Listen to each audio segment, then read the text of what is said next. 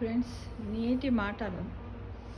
భగవంతుని అనుగ్రహము భక్తులు అనేవారికి భగవంతునిపై ముందుగా నమ్మకము, విశ్వాసం ముఖ్యం.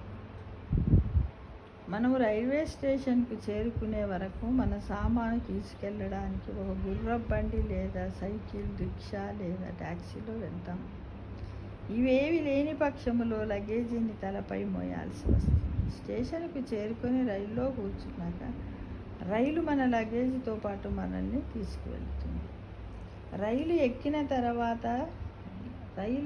తర్వాత లగేజీని తలపై పెట్టుకుంటాము. అలా పెట్టుకుంటే అంతటికన్నా మూర్ఖత్వం ఇంకేముంటుంది? మనల్ని మోసే రైలు మన లగేజీని మోయలేదా? అలాగే మనము భగవంతునికి శరణాగతులమై ఉండాలి. అప్పుడు నిస్సందేహంగా షరతులు లేకుండా ప్రతిదీ ఆయనకు సమర్పించాలి.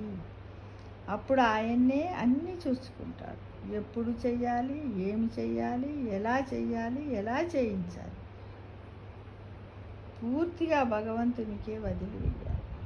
ఆయన మనకు మంచిదానినే ఇస్తాడు. ఇది కేవలం ఆయనపై అచంచల విశ్వాసంతో ఉన్నప్పుడే సాధ్యమవుతుంది మిత్రమా. ఇది తెలుసుకో మిత్రమా. నేటి సమాజంలో ఇది చాలా అవసరమని గ్రహించు మిత్రమా, గమనించు మిత్రమా. సమస్త లోకా సుఖినో భవంతు.